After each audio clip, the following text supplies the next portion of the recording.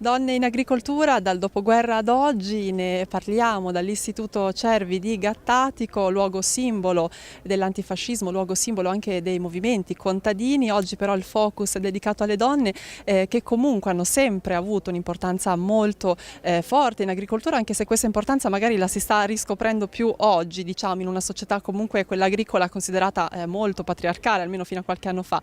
E allora qui con me Antenore Cervi, che è presidente CIA di Reggio Emilia, ma è anche vicepresidente vicario CIA regionale, con la mamma Edies. Allora intanto io direi di sentire subito da Edies, insomma, una sua testimonianza un po' del percorso che secondo lei è stato fatto per la presenza delle donne in agricoltura. È cambiato molto. Dalle piccole aziende ora sono diventate aziende grandi, però sono orgogliosa perché tante donne sento che sono diventate titolari di aziende. Cioè l'agricoltura è anche cambiata nel modo di gestirle da quando ero io. E allora penso che la donna abbia un ruolo molto importante ancora nell'azienda. Che messaggio possiamo dare anche in questo 8 marzo? Perché purtroppo c'è ancora molto da fare. Di insegnare anche ai nostri ragazzi, anche agli uomini, che la donna non è un oggetto, e di lavorare uniti, insieme. Io ricordo quando c'era mio marito che lavoravamo insieme, gestire sia l'azienda che i ragazzi, perciò questo è molto importante. Ecco, Antenore Cervi, allora veniamo anche al ruolo delle donne in Emilia-Romagna, insomma 12.398 le aziende agricole condotte da donne, un dato importante, una presenza che non è soltanto numerica, però è anche la capacità di innovazione, di anche cogliere i nuovi bisogni della società. Intanto dobbiamo dire che ormai l'imprenditore agricolo dovremmo arrivare a dire che non fa differenza se uomo o donna. Questo non è vero, perché non è ancora così e probabilmente non sarà così perché abbiamo peculiarità diverse, ma questo non vuol dire che non debba crescere quello che è il ruolo che già la donna si sta conquistando appunto in termini numerici, sono ancora sicuramente in minoranza ma si evolvono. Dico, la capacità imprenditoriale non è assolutamente in discussione, anzi c'è una differenza sostanziale che è quella di anche gestire il ruolo di madre e di imprenditrice. E io dico che oggi deve essere lo stesso discorso fra padre e imprenditore agricolo, perché solo così riusciremo a farlo. Poi delle differenze non ci sono, per dire l'azienda di grandi dimensioni è gestita da uomini o solo la piccola o l'attività tipo la vendita diretta è più addetta alle donne. Assolutamente sono differenze che oggi non possiamo catalogarle, sicuramente dobbiamo fare un salto. E l'altra sfida che noi abbiamo colto come CIA, costituendo Donne in Campo, proprio perché non per fare una cosiddetta riserva indiana, ma invece proprio per valorizzare le peculiarità che ha l'imprenditrice donna con le proprie difficoltà, che spesso e volentieri noi uomini non riusciamo a cogliere. In Emilia-Romagna sono 12.398 le aziende agricole condotte da donne, 216.000 in tutta Italia. Questi sono dati 2018 di Unioncamere, ma al di là della rilevazione numerica è importante il ruolo che le donne hanno saputo costruire in agricoltura, sono portatrici di innovazione, sono capaci di subito capire anche quali sono i nuovi bisogni, insomma, della società. Allora chiediamo a Luana Tampieri, che è presidente regionale di Donne in Campo CIA Emilia-Romagna, di fare un po' un esame, insomma, del ruolo, dell'identità delle donne in agricoltura e anche di quello che resta da fare per proseguire questo percorso. Dunque, come hai detto bene, le donne, con l'ingresso delle donne in agricoltura si sono avute anche delle nuove forme, appunto, come la pet therapy, gli agriasilo, le fattorie didattiche, quindi tutto ciò che prima non c'era è arrivato grazie all'ingresso delle donne. Per la nostra associazione oggi è un doppio giorno di festa perché festeggiamo anche 20 anni dalla nascita. quindi ne siamo profondamente orgogliose. Oggi ci sarà anche una mostra fotografica che rappresenterà appunto un excursus storico del lavoro in campagna, di come veniva fatto un tempo e come invece viene fatto oggi, la rappresentazione anche di testimonianze, quindi rappresentazione attiva di donne che si sono messe in gioco, e questa rappresentazione viene fatta appunto dalle giovani, quindi supporto di AGIA, e dalle persone più avanzate, quindi dell'ANP. E fra l'altro ci teniamo anche ad affrontare dei temi molto importanti all'ordine del giorno, come la violenza sulle donne, la differenza reddituale. Purtroppo i diritti delle donne spesso si pensano che siano solo delle donne, invece a mio avviso sono di tutta la società. Roberta Mori, Presidente Commissione regionale Pari Opportunità e Diritti delle Persone, che significato deve avere questa giornata dell'8 marzo oggi rispetto al percorso che resta ancora da fare per le donne in agricoltura, ma più in generale nella nostra società? Devo dire che la giornata internazionale della donna è una giornata non solo di festa, deve essere una giornata di consapevolezza, sicuramente dei traguardi raggiunti ma anche dei tanti obiettivi da raggiungere. Questo è importante dirselo perché altrimenti si rischia di così cadere nello stereotipo che ormai la democrazia paritaria è raggiunta. No, in realtà i dati di contesto sono dati ancora fortemente discriminatori per le donne, che sia dal punto di vista dell'occupazione, della carriera, della conciliazione dei tempi di vita e di lavoro, ma anche, devo dire, per il tema grandissimo, immenso della violenza contro le donne. Ecco, purtroppo questi dati di contesto sono ancora molto negativi nei nostri confronti. Ecco perché il tema paritario della lotta e il contrasto alle discriminazioni di genere deve essere trasversale e in alleanza tra uomini e donne. E allora siamo entrati all'interno del Museo Cervi come ambientazione insieme a Valentina Jacoponi, dottore di ricerca e borsista dell'Istituto Cervi. Abbiamo scelto proprio questo telaio perché è un po' il simbolo anche abbiamo chiamato il multitasking in effetti delle donne in agricoltura, tanti ruoli che si continuano a ricoprire, lavoro, famiglia, tante cose da conciliare, ma un tempo era davvero dura.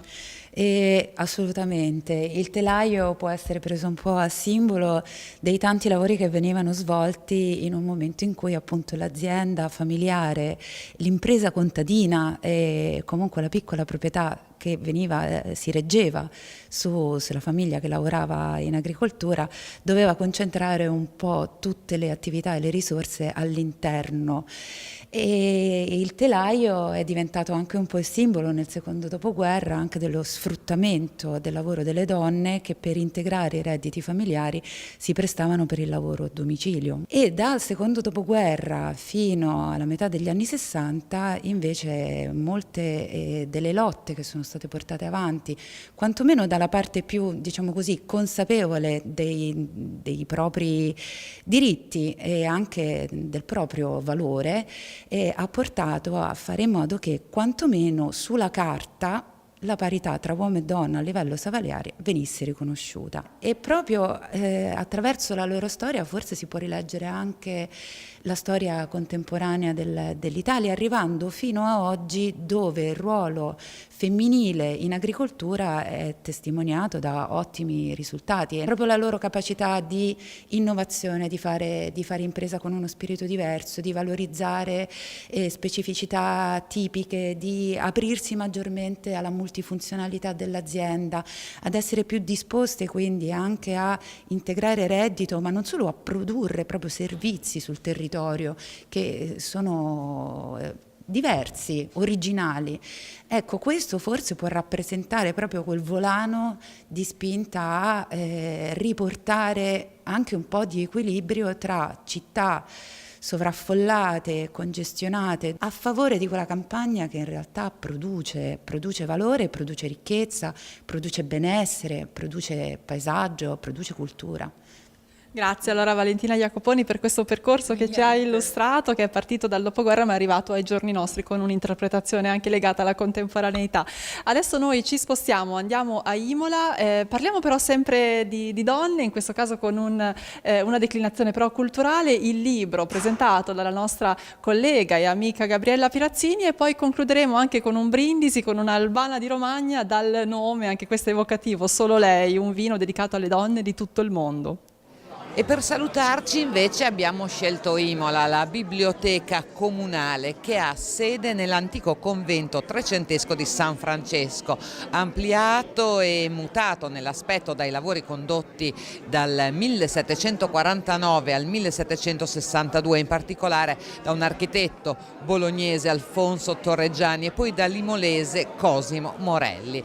Una biblioteca che ha sede in questo palazzo, in questo antico convento, bellissimo ovviamente biblioteca. Parliamo di libri, tantissimi libri, c'è un cuore di libri antichi, addirittura 80.000, 450.000 invece sono i volumi che questa biblioteca ha a disposizione per la lettura, per il prestito. E noi siamo qui per una serata che è un intreccio tra letteratura, cibo, vino e anche solidarietà. Si è infatti appena conclusa la presentazione del libro La misura della nostra collega, della nostra amica Gabriella Pirazzini, cui diritti d'autore vengono interamente devoluti alla Fondazione Matteo Bagnaresi, che opera a Imola e a Parma, offrendo gratuitamente sostegno allo studio dalle elementari all'università a 150 studenti con una sessantina di volontari.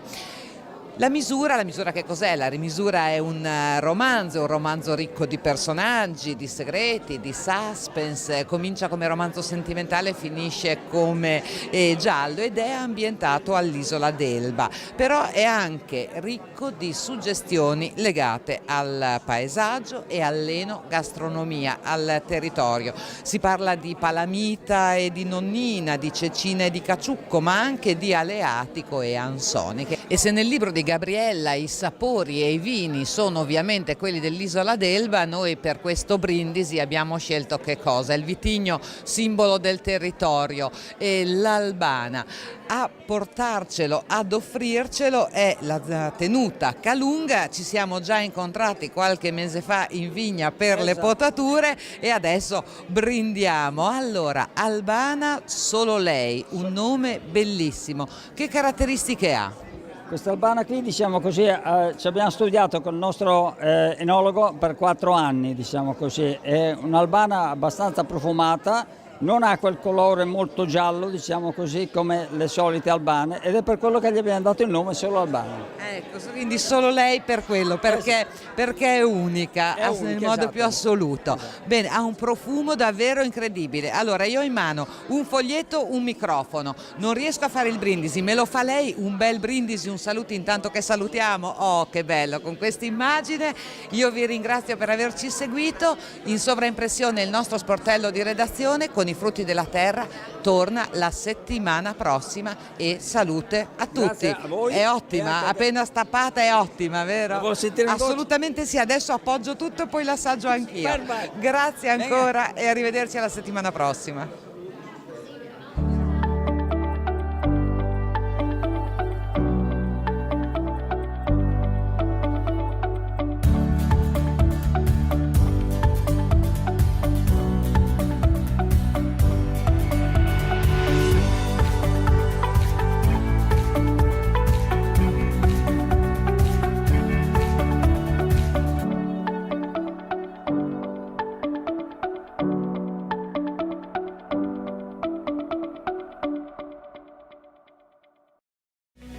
In collaborazione con